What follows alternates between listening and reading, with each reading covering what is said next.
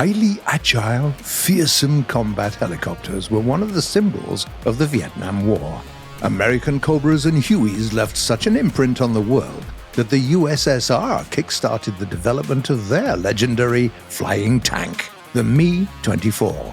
The US themselves were quick to build on the experience gained in Vietnam by developing a new attack helicopter. The new aircraft had to be superior to the Cobra in every possible way and fit to carry out the most complex of missions. It had to be able to operate during adverse weather conditions, but night or day, be fitted with 2 engines for better survivability, and have a max speed of around 270 kph. It would also have the maneuverability for terrain following NOE or Nap of the Earth flying. The program that aimed to develop this aircraft was called the Advanced Attack Helicopter. After the US Army issued a request for proposals in 1972, all major players came up with corresponding designs, but the only companies that made it to the final round were Hughes Aircraft and Bell, with both their prototypes taking to the air in 1975.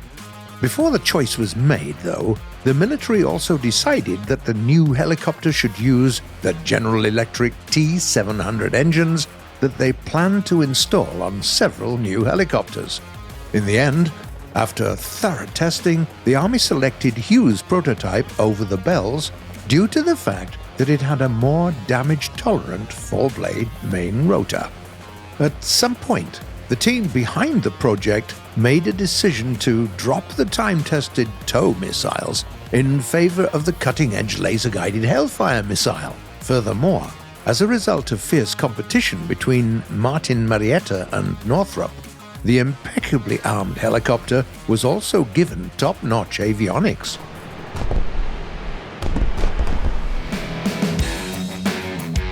In 1981, the aircraft was designated AH-64 and received the name Apache, and as early as 1984, the first Apaches were finally shipped to the Army.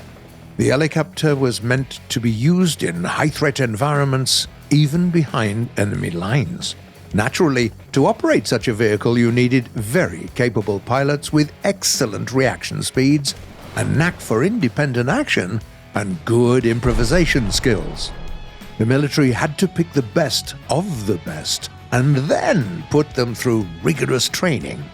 To make it somewhat easier for the pilots, the helicopter was also fitted with the target acquisition and designation sights and a pilot night vision system, a combined sensor and targeting unit providing the pilot with lots of info on the current combat situation and the status of its internal systems.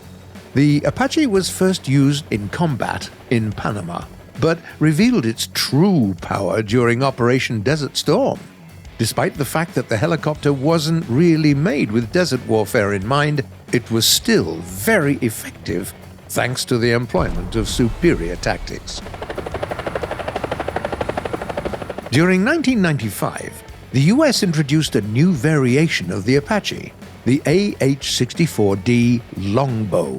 It's very easy to tell it apart from the original model because it has a distinct dome with a radar located above the main rotor.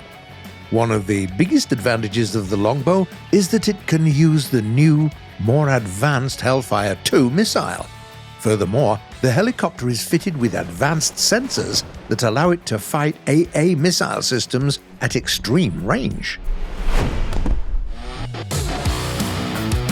Not surprisingly, the Apache is also a very popular export vehicle.